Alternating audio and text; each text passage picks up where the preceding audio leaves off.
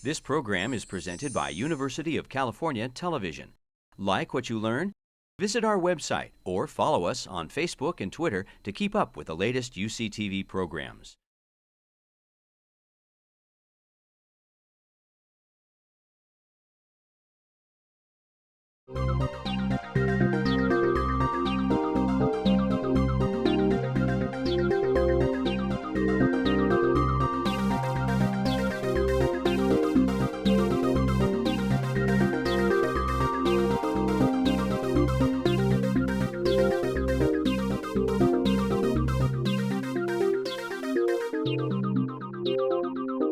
Welcome to A Conversation with History. I'm Harry Chrysler of the Institute of International Studies. Our guest today is Steven Pinker, who is the Johnston Family Professor in the Department of Psychology at Harvard University. He's the author of 8 books, including The Language Instinct, How the Mind Works, Words and Rules, The Blank Slate, The Stuff of Thought, and most recently, The Better Angels of Our Nature, Why Violence Has Declined. Professor Pinker, welcome to Berkeley. Thank you. Where were you born and raised? Montreal, Quebec, Canada. And looking back, what was the impact of family life on you? A lot of discussion around the dinner table? There certainly was. It was I was a part of the Jewish minority within the English minority, within the French minority, within the Canadian English majority. As with a lot of Jewish families, there's a lot of conversation over the dinner table and with friends and family. There's an old saying, 10 Jews, 11 opinions. There was also, it was a time as well as a place that was ripe for speculations on human nature because it was the 60s. I'm a baby boomer. I was born in the peak of the baby boom, 1954.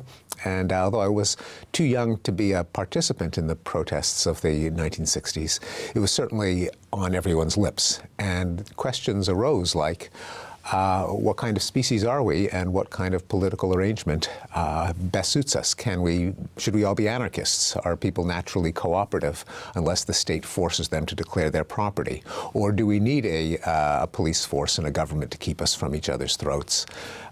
Should we all be communists? Should we all be Ayn Rand libertarians? These were topics that were on everyone's lips and certainly got me thinking from an early age. Was there anything distinctive about the 60s in Montreal that was different than what was happening here in the United States? Well, there was I think it was even more intensely political because the question of the separation of Quebec into its own sovereign state was always on the agenda. And so it was a bit like Israel and South Africa in that every conversation had a political dimension. It was just on everyone's minds because the government was becoming increasingly nationalistic, was imposing various laws to preserve and promote the French language. And that also raised the question of whether nationalism, ethnic pride was a good thing, especially in when it was occurring simultaneously with questions of Zionism. Should there be a Jewish state? Should Jews move to Israel as part of the destiny of the Jewish people? To what extent is the identity of a person aligned with the ethnic group to which they belong? So it sounds like ethnicity, political questions of identity were really something you were hearing a lot of.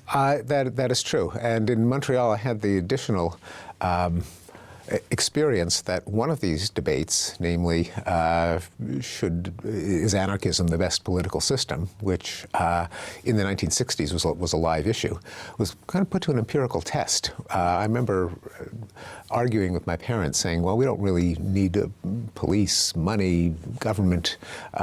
People will naturally cooperate. And they say, well, what do you think would happen if the police disappeared? And I said, well, nothing. I mean, it was just irrational to steal and rape and kill, and people would realize that.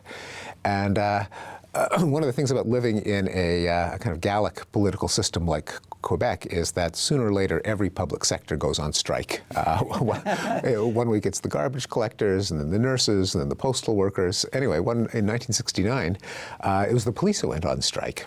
And within a few hours, all hell broke loose. There was looting and riots. Not one, but 2 people were shot to death until the Mounties were brought in to restore order. So that was a kind of empirical disconfirmation of my 14-year-old self's favorite political theory, namely anarchism. And I realized that, Mom and Dad might have a point. So are you suggesting that even at this young age you were already something of a thinker, and that this shock of recognition led you to think, have an inkling that you wanted to think about human nature? Yeah, I don't think it was that event alone, but the whole set of events coming from different directions, from the 60s, from Sunday school, where I was first a student, then a teacher, and debating moral dilemmas, from the issues in Quebec, the issues in the news, all of them combined. And I think in combination with my own temperament, we know that people vary in terms of their thirst for abstract ideas. There are people whose cognitive energy is focused on people, others on things, others on practical issues. But then there are some people who just like ideas for their own sake, and I think that's the kind of genetic hand I inherited.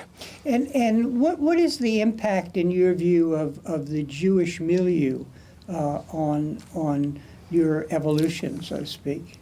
Well, it certainly didn't imbue me with any long-lasting religious feelings, because I am a very clear-cut atheist and secularist and cosmopolitan. I don't believe that people's identities have to be bound up with that of some tribe or ethnic group. On the other hand, it's a background, a tradition that I have a great deal of affection for. I think it's only human to be interested in your tribal roots, as long as you don't take them too seriously as having any kind of political importance. I think that the tradition of debate and kind of Talmudic, rabbinical back and forth was something that I thrived in.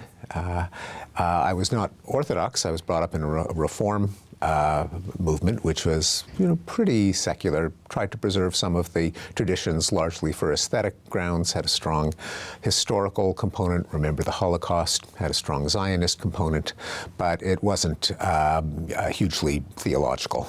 Mm-hmm. And bringing the Pinker analyst and linguist, psychologist to the table to look back at your background, is most of it sort of secondary to the genes and the makeup here that account for your journey? I suspect the genes had a lot to do with it, that there'd be a wide variety of families I could have grown up in and still had the same kinds of interests. I think as far as non-genetic influences go, the culture and the times are enormously important. I may have gone in a very different direction had I come of age in the 50s instead of the 60s and 70s. And of course, I had to have the stimulation of information-rich society with magazines and books and newspapers and electronic media.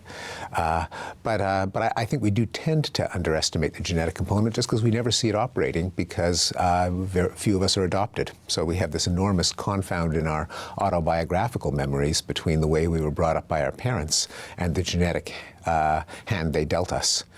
Only when you do studies with adoptees do you actually see the effects of genetics in action. Mm-hmm. So where did you do your undergraduate work? At McGill University in Montreal, kind of the default. My parents went to McGill, and it's just kind of there was a natural conveyor belt that led most kids to the local university. And what did you major in, and why did you major in that? I majored in psychology. I started off college. Prior to going to McGill, I went through the province of Quebec's junior college system. I went to Dawson College for 2 years. And I tried a variety of social sciences, anthropology, sociology, also philosophy, various humanities courses, biology. Psychology seemed to me to combine an interest in big questions. What are human beings like? What's the nature? How do we communicate? How do we think? What is our emotional repertoire? But with a methodology that held out the hope of resolving those questions, namely laboratory studies. And so the combination of it being an empirical science and asking cosmic questions was what appealed to me. And did you do much humanities work as an undergraduate? Yeah, I took English course in English pretty much every semester. I certainly took a fair number of history courses and a lot of philosophy. So yeah. So we're going to talk a little about your work as a linguist, as a psychologist, as a scientist, really, in a way. But I always like to ask my guests what you see as the skill set and the temperament involved in the kind of work you do, which is actually comprehending many fields. Yeah, I think it's trying to see the simplicity underneath the complexity. That it's not being satisfied with some abstract, fancy, overarching summary statement, but trying to think about the nitty-gritty mechanisms underneath it. What concretely does language mean? What goes on in a person's mind, millisecond by millisecond, as they retrieve a noun with which to begin a sentence and then a verb with which to continue it. Each step of which is very simple, but in combination generate the full complexity of the phenomenon. So I think of myself as having a very narrow bottleneck in my mind through which everything must pass. So I've got to dismantle everything and put it through that little ring and then reassemble it on the other side before I feel I really understand it. So it's really zeroing in, it's almost an engineer's skill of thinking about how this works by breaking up its parts. Yeah, and I think of psychology as a kind of reverse engineering. We've got this complex artifact, the human brain. How does it work? And in particular, what was it designed to do? Now, of course, not literally designed, because I'm not a creationist, but as with other products of evolution, there is a kind of simulacrum of design that is the result of natural selection.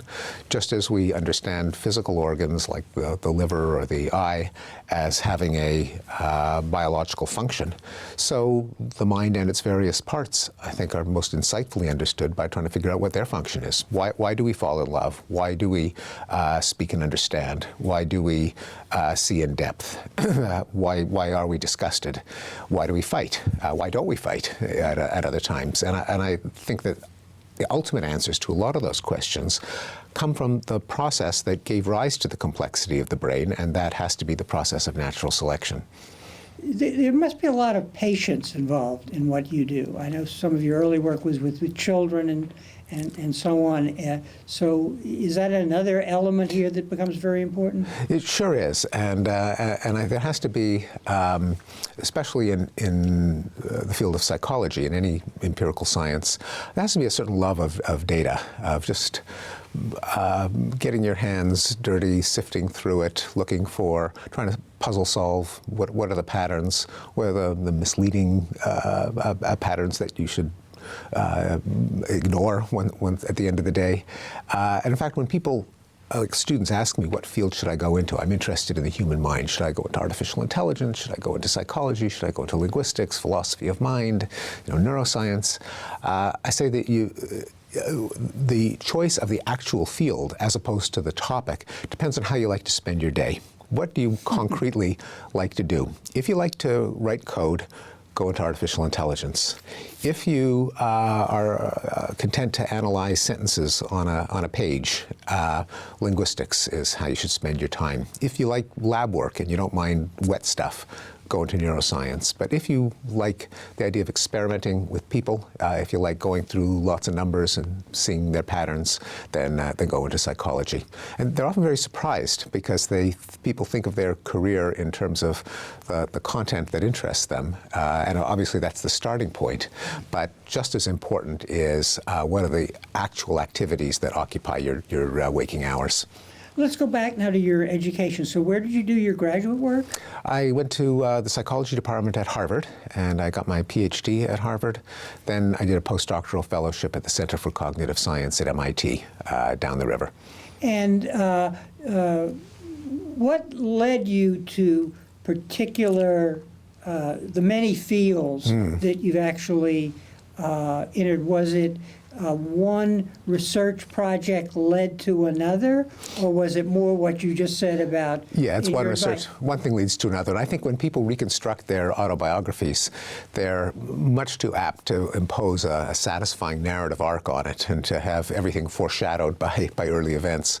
Whereas I suspect any honest biographer looking at anyone's trajectory would see that there's a lot of happenstance and opportunities and what was around at the time, and people just sort of followed a path, making a choice at every point that seemed like the right thing to do at the time. And that was certainly the case with me. I went into graduate school not interested in language per se. I was interested in cognitive psychology, so that's really anything having to do with intelligent processes in the mind.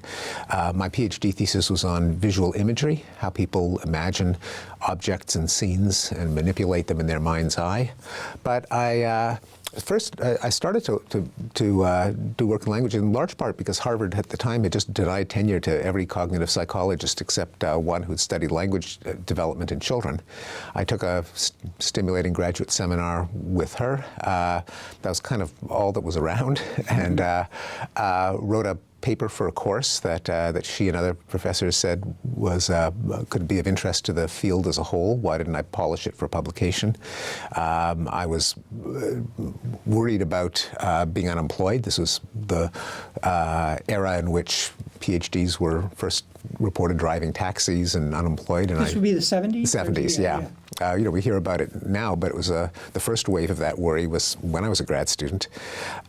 So I kind of pursued the opening. I developed this theoretical paper into a publication. I was then hired back at Harvard a couple of years later to teach courses in language acquisition. And because I had to teach it and because I had to supervise students in it, my interest in it deepened. All the while, I continued to pursue research in visual attention, recognition of three-dimensional shapes, mental transformations. Then I kind of responded to feedback from the world. What the field was telling me that it found my writings on language acquisition more interesting than my work in visual cognition. I got more invitations. Publications were more easily accepted, and I kind of got feedback from the field as to what everyone else thought was most interesting in my portfolio.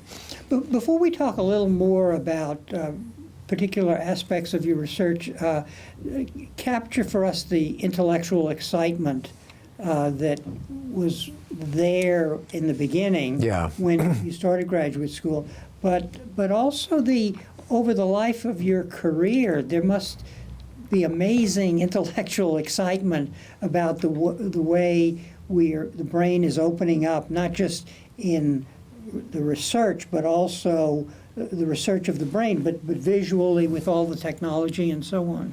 Yeah, I usually pursue a topic when I find some source of tremendous excitement, when it just feels like there are whole vistas to be explored. And I felt that way as an undergraduate, just learning about what was then a new field called cognitive psychology.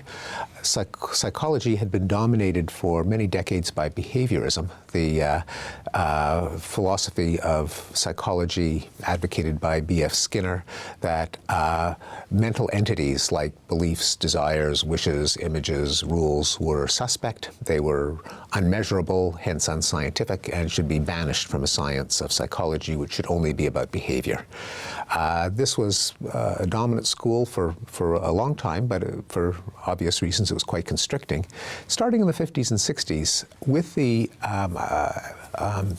importing of ideas from other fields like computer science, cybernetics, information theory, psychologists started to realize you could study intelligence scientifically without banishing the contents of the mind, that thinking could be thought of as a kind of information processing or computation, that motives and desires and emotions could be understood in the language of cybernetics and feedback, that knowledge and belief could be thought of as a kind of information representation. And so you could be rigorous and study these abstract, ethereal, airy-fairy concepts like beliefs and desires. So that was a tremendously exciting opportunity, and there was the cognitive revolution that pursued this starting in the late 50s, and it was the momentum from that, with a bit of a time lag, that as an undergraduate got me interested in cognitive psychology. Then when I got to MIT as a postdoc, this is many years later, this is 1979, but there was a lot of things that were happening that were advancing this agenda of understanding the mind as a kind of information processing. There were theories of grammar from Noam Chomsky and my postdoctoral advisor, Joan Bresnan, who I learned linguistics from. There were ideas from computational analysis of vision from the great computational neuroscientist David Marr, who was at MIT at the time. Their philosophy of mind had kind of joined forces with experimental scientists to try to make sense of questions like imagery, innateness, rule following, which had also been banned from philosophy, but now philosophers were exploring this landscape. And so that all of those ideas combined into the field that then became called cognitive science, not just psychology, but also philosophy, linguistics, computer science, led to an enormous amount of energy and enthusiasm. Later, that got kind of started to lead away under the new developments in neuroscience. The first wave had not given a whole lot of attention to the physical structure of the brain, and then that became the next wave, and starting in the late 80s and 90s. And then at other times, I found other ideas. It seemed to be there was a world to be explored in the particular areas within cognitive science that I then pursued. It sounds to me like you're saying in a way that it's not just other disciplines seeping in to one's discipline, but rather to be truly interdisciplinary is the road to dealing with some very interesting problems. So you're really a man who transcends any one discipline in the different kinds of work you've done. Is that fair? I think so. So even though I do advise students to live with the reality of academic disciplines and to choose their career based on concrete activities they like to do, in terms of understanding things, the disciplines are something of a nuisance, of a kind of a historical legacy that we should try to surmount. If you're understanding language, it is, I think, folly to study it only from the perspective of linguistics or of psychology or computer science. It's all phenomena are connected, all knowledge is connected, and we need all the tools we can get. It's hard to understand anything. To restrict yourself to one discipline really means putting on blinkers and not getting a full picture. What do you see, having studied the brain and your own experiences in life, what is the key to creativity? I mean, you've been dealing with ideas, back in Montreal at the dinner table, it sounds like, and sort of experiencing the events of the 60s. Talk a little about that, because is it interdisciplinary work that exposes you to all of these new ideas in the various fields you've dealt with? Yes, certainly. And studies of creativity show that it doesn't consist of just lightning bolts of inspiration out of the blue, that creative people always immerse themselves in vast amounts of material from their the field that they're interested in. Novelists read lots of novels, and musicians have huge record collections, and someone interested in ideas has to absorb a vast number of ideas that have been thought of by others. No one is smart enough, or at least I'm not smart enough, to come up with anything truly original and useful on my own. It always involves getting inspiration from a vast kind of feedstock of other ideas. And this consists partly of absorbing ideas from other fields that might be directly relevant, and they can come from all kinds of sources, from game theory, from theoretical computer science, But also seeing, being able to combine ideas from diverse fields into a new conglomerate where the newness is putting things together that had never been put together, and from a kind of process of analogy that I'm actually interested in as a cognitive psychologist. Why there's a kind of mental analogical reminding process where one idea reminds you of another that doesn't really have anything in common on the surface, but has a deep commonality in terms of their underlying structure. So an example, I'm working on Photoshop and I'm darken one part of the image and I darken it too much so it stands out, so I got to darken another one, and oh, now I darkened that too much, and before I know it, the whole image is dark. And I'm immediately thinking of a wobbly table and how you cut off a little bit of one leg, and oh, now it wobbles, you've got to cut off another, part of another leg. Or I'm jogging and I have music set to shuffle on my iPod, and some of the songs are the wrong tempo, but I can't sort of stop and pick the songs, so I just fast forward through song after song until I get the one that's suitable for running. It reminds me of how in baseball a pitcher can't signal to the catcher what he's going to pitch, and so he shakes off or nods to the various pitches selected by the catcher, and that's how they communicate.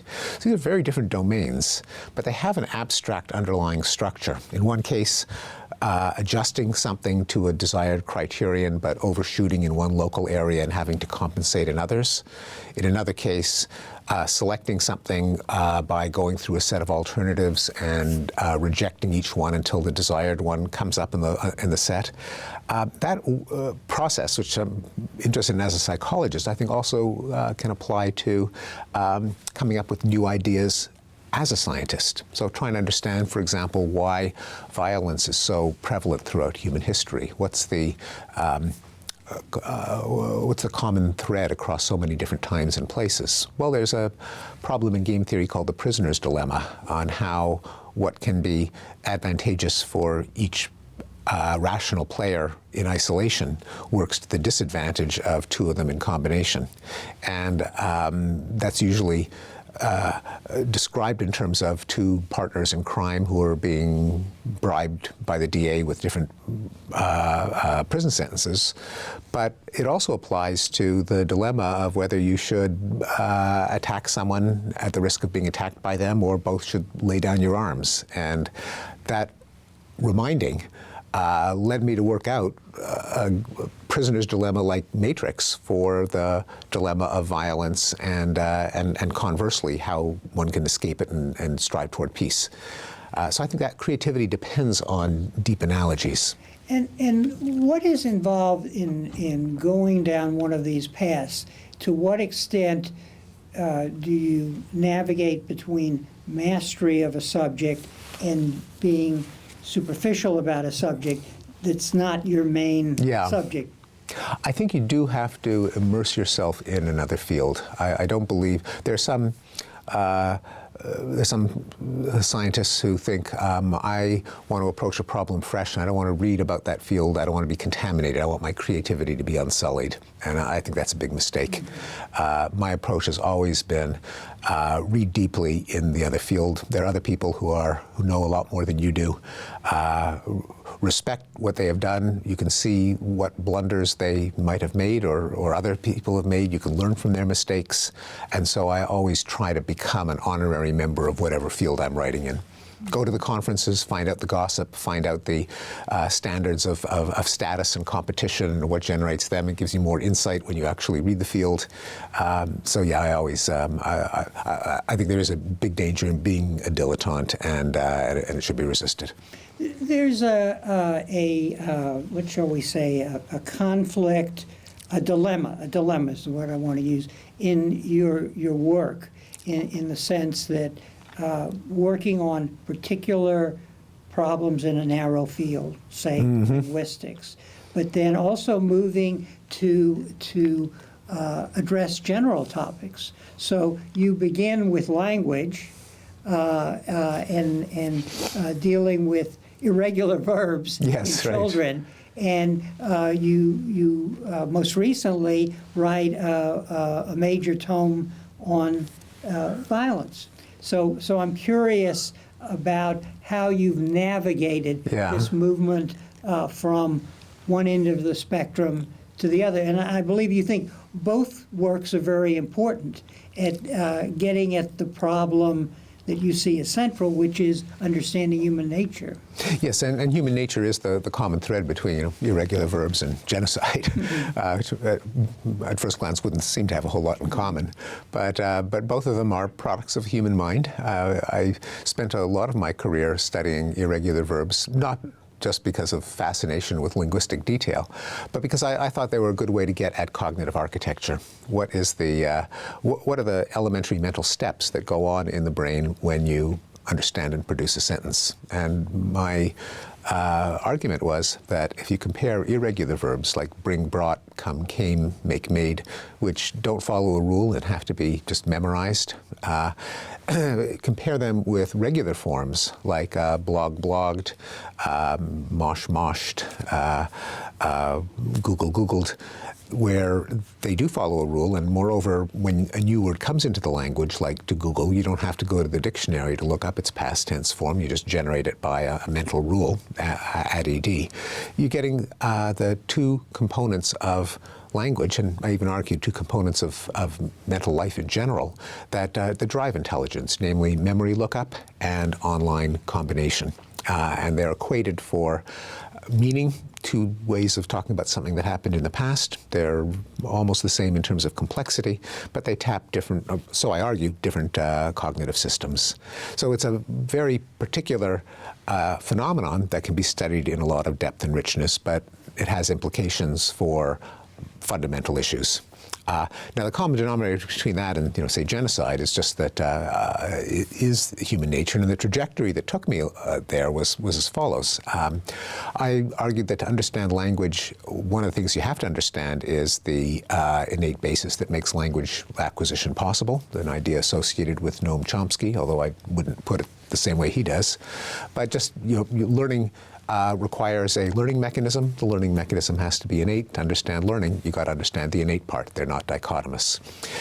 The question, if we have a specialization for acquiring language, what other specializations does the brain come with? Led me to How the Mind Works, and where I talked about other components of the mind, like the emotions, fear, disgust, love, perception, depth, color, motion, shading, reasoning, number, probability, shape, other people's minds, physical objects, and so on. And I tried to give a kind of an inventory of or an anatomy of cognition. Well, then that led to the question, a lot of is there something dangerous or retrograde or reactionary about positing a human nature? If evolution gave the mind a certain structure, does that mean that it's hopeless to try to make the world a better place because people are wired with ugly motives like jealousy and greed and dominance, and so hope for progress is futile because people just screw it up no matter what you do? It's human nature. We're built that way. And I got a lot of political pushback at the idea of human nature along those lines, and that's kind of a left-wing kind of a objection. The right-wing objection is, well, if you're saying that it's all machinery, it's all evolved neural circuitry, where does that leave the soul and free will and responsibility? And isn't it giving people an excuse to act in accord with Darwinian instincts? My adaptations made me do it. My amygdala made me do it. And are you undercutting all morality and decency by pushing a biological understanding of the mind? So I dealt with that in a book called The Blank Slate, The Modern Denial of Human Nature, denying the premise that a belief in human nature somehow undercuts hopes for progress or meaning or morality. That on the contrary, I think a robust understanding of human nature is a prerequisite to making the world a better place. You've got to look at what humans are like in order to figure out what could make them behave better. And in that book, The Blank Slate, you're really arguing against people saying there's a blank slate and you can do undertake all these programs that will make them better. That's right. So the title of The Blank Slate was the title of the idea I was arguing against, the idea that the mind has no structure, that we are simply programmed by parents, society, culture, media images, and so on. And in the blank slate, I pointed out that it's not just a question of kind of philosophical analysis that human nature does not logically imply fatalism about the human condition, but you just open your eyes and you look at the human condition and you see it obviously has improved. We aren't involved in constant tribal warfare where women from one band are abducted by another. We don't burn heretics at the stake or break people on the wheel. We don't have legalized slavery. I made that point in The Blank Slate, and then I reiterated it as the answer to a question posed on an online forum, edge.org, where one year John Brockman asked 100 scientists, what are you optimistic about? And I listed some of these observations. The Soviet Empire vanished without hardly any violence. Apartheid was dismantled, slavery abolished, human sacrifice, and so on. Then I started to get, as soon as it was posted, I got a flood of mail from scholars in fields I was barely aware of saying, there's much more of an evidence for a decline of violence than you even realized. Mm-hmm. I got letters from people in your field, international studies, saying, well, you may not be aware that people in international studies have been shaking their heads in disbelief over the decline of great power war. That since World War II, the world's 800-pound gorillas have stopped fighting with each other, which they did for half a millennium before. Another group that keeps track of war on a year-by-year basis said, well, we plot war deaths, and here our curves go like that.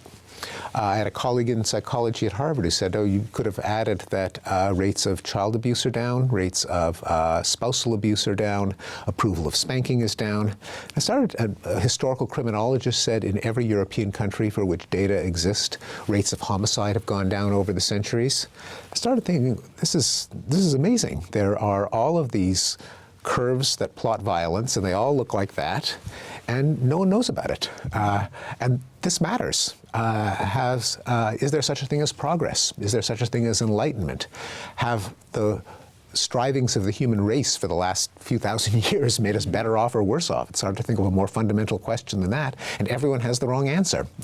Wrong in the sense that whenever you try to test it empirically, you see things are getting better, not worse. And contrary to the image of the world projected by journalism, which is there are crisis after crisis and the world is going to hell in a handcart. So I thought, first of all, being privy to all of these data, I should try to make them known. But more interestingly, as a student of human nature, how could I try to make sense of all of these trends going in the same direction? First of all, why were our ancestors so violent? Why is the default in human life, I think, some rate of violence that today we would not accept? And what did our ancestors do to drive it down? What are the degrees of freedom? What's the plasticity in human behavior that would allow a rate of homicide to fall by a factor of 50 over 800 years, or that would subtly allow people to stop going to war? And so there was a meaty scientific problem as well as a phenomenon that I thought should be better known. Before we talk about some of your conclusions there, let's go back a minute, because I want to cut into two insights that come from your work, which I gathered just reading your stuff, not doing it justice in preparation for this interview. One is that neuroscience and all the scanning technology now enable us to really see the physiological basis, or come to an understanding of the physiological basis behind the activity of the brain, which begins to answer the question of the mind-body dichotomy. That's very important insight. Well, I think at the most global level of understanding what the mind is, certainly the fact that it's implemented in brain tissue is a indispensable part of the story. I don't think there's a soul, there's no free-floating entity called the mind that is anything other than activity in neural networks. On the other hand, in order to understand human affairs, the level of brain physiology and anatomy may not be the most perspicuous one. It may not give you the insight that you want, even though ultimately that's where it all is. Sometimes you have to look at a higher level of analysis, at the content of ideas, at the social networks that propagate ideas, and your answer may not be uncovered by studies of neural networks. Just as if you're criticizing a movie, you get your DVD, and the movie is nothing but the little pits in the DVD. But on the other hand, if I ask you, is this an original film? Is it a witty film? Is it a hackneyed film?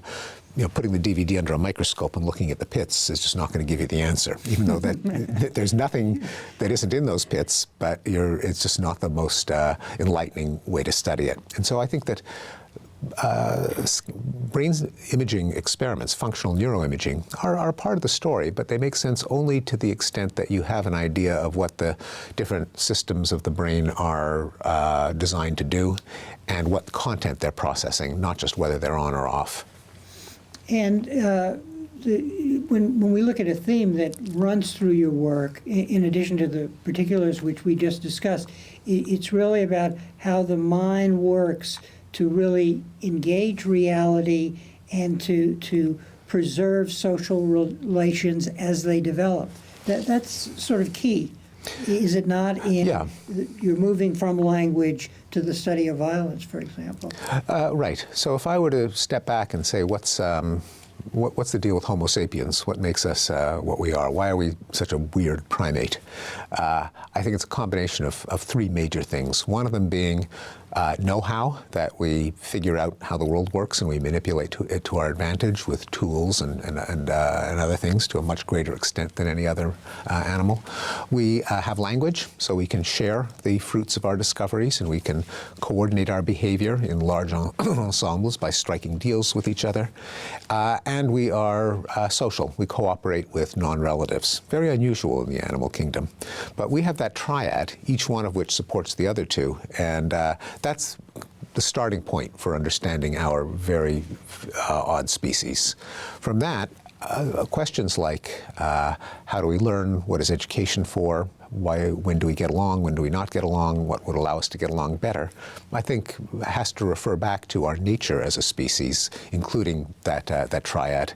And by the way, it's because of our capacity for know-how, for coming up with new ideas, that believing in human nature does not make you a fatalist. You aren't just stuck with the way we've always done things, not because of any magic, not because any soul transcends our biological limitations, but because one of the bits of our biology can crank out new ideas by combining old ideas through analogy and composition.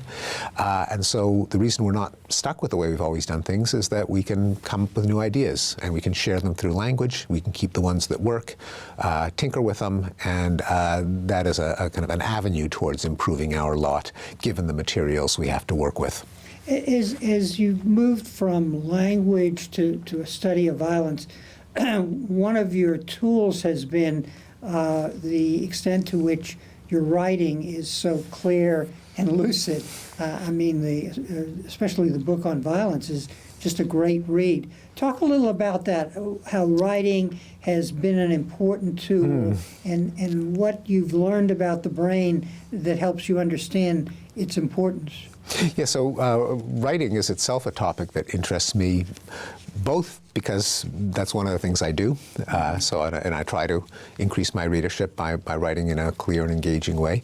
But of course, it's also part of the content of what I study, namely how language works. And so I've always been interested in what are the processes that I as a writer and I as a reader go through that make me resonate to a well-crafted sentence or stumble at a bloated and turgid or opaque one.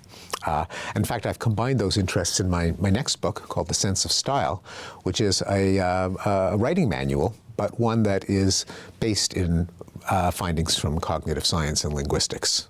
Most style manuals, by the way, one of my favorite genres of literature. I love reading style manuals, and I have for many decades.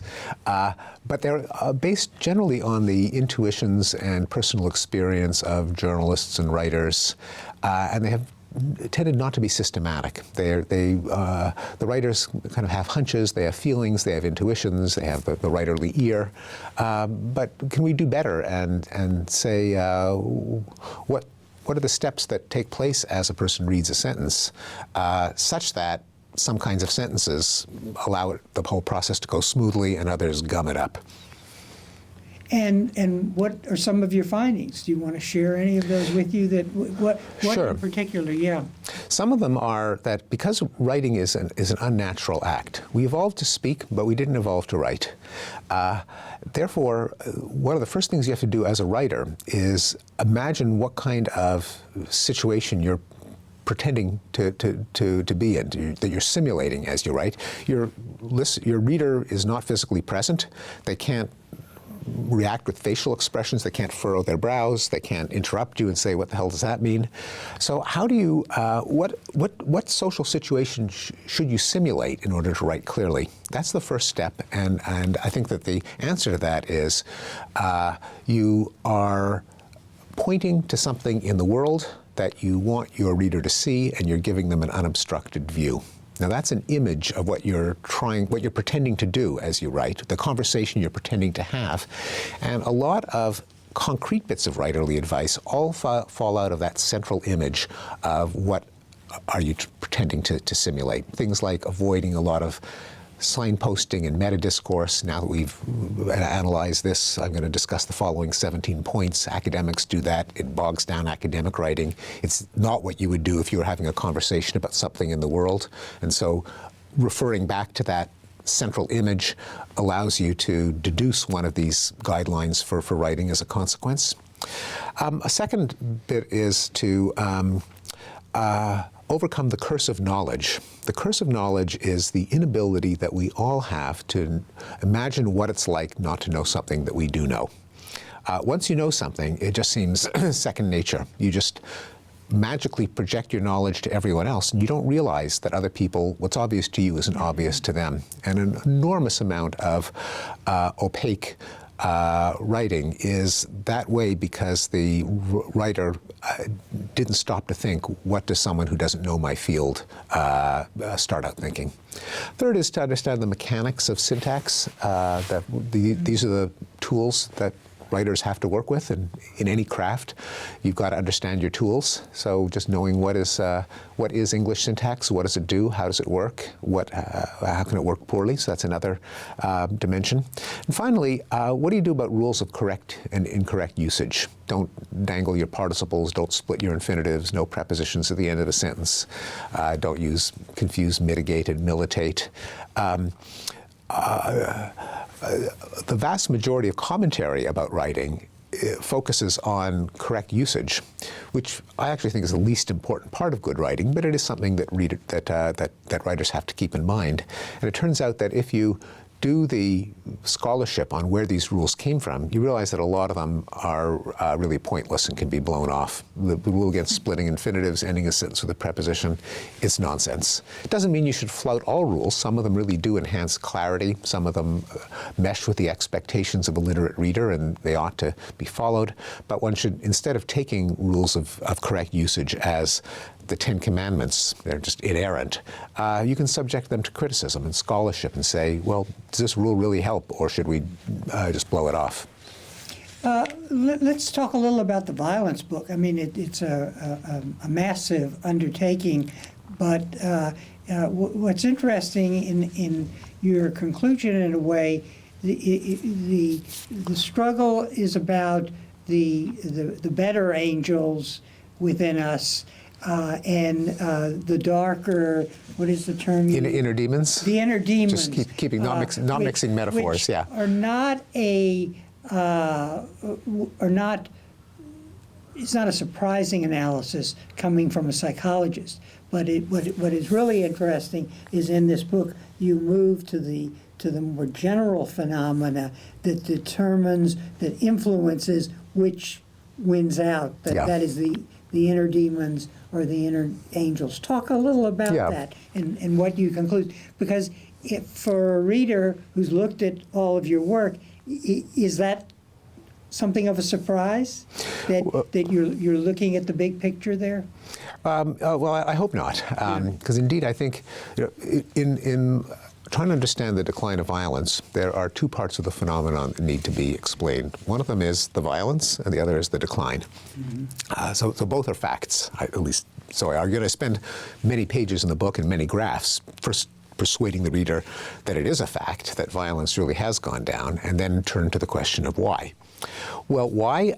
It can't be that we just have this inner thirst for blood that periodically has to be slaked. Violence is not like hunger or thirst or the need for sex or the need for sleep.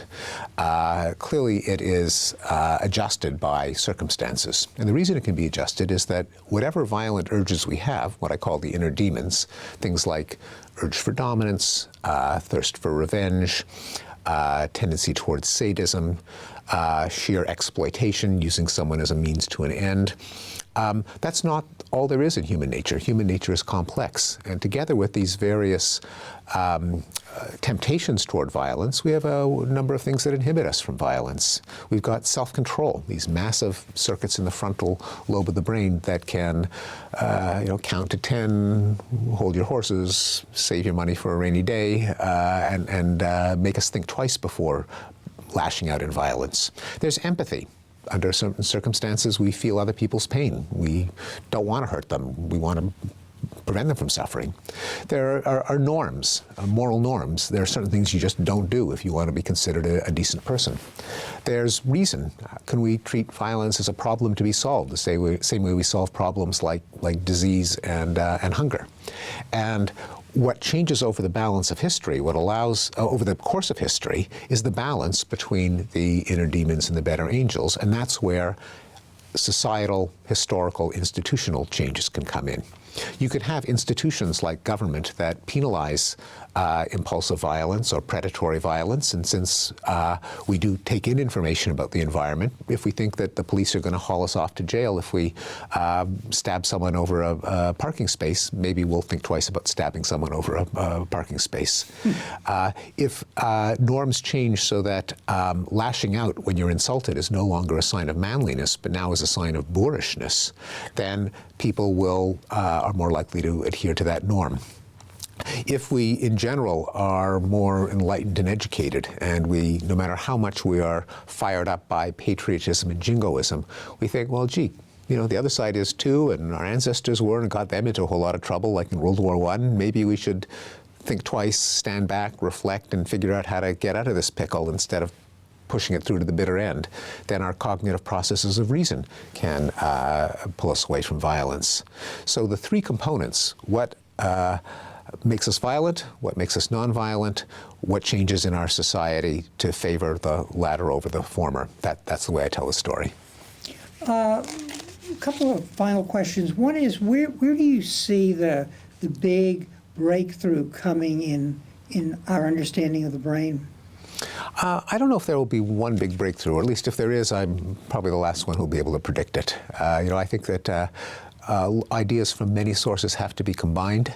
What I find most exciting is the breaking down of the barriers between traditional domains of humanistic scholarship, like history, like jurisprudence, like philosophy, like linguistics and philology, even music and literature and art, and bringing it together with our increasing understanding of human nature. What can our knowledge of motives like dominance and revenge tell us about the conduct of international relations? How can our understanding of visual cognition lead to insight about sculpture and painting? How does auditory analysis mesh with our understanding of music? Can there be understandings of poetics and literary style that are informed by linguistics?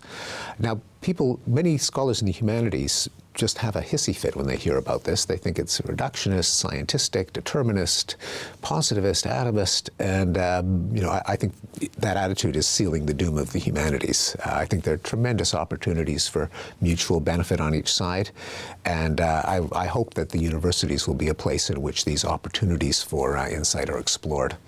And then one final question: if students watching this interview were to find insight from your intellectual journey, how would you what should they learn from your journey, and how would you advise them to prepare for the future?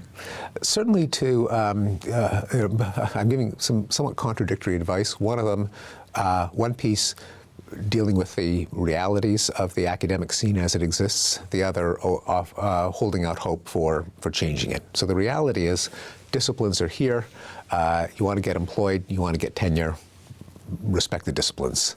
On the other hand, I think that's a deplorable state of affairs, though it is the reality, and if you want to play your part in trying to overcome this unfortunate legacy, immerse yourself in other disciplines. Be interested in topics, ideas, problems, phenomena, not in academic guilds. Negotiating those two, that's one of the great things about tenure. Once you have tenure, it does give you the freedom to peer into what's going on in the next guy's discipline. Well, on that note, Stephen, I want to thank you for taking time to be on our program. It was a very insightful discussion, and I think it's going to lead a lot of people to go out and read some of your books if they haven't. Well, thanks very much, Harry. And thank you very much for joining us for this conversation with history.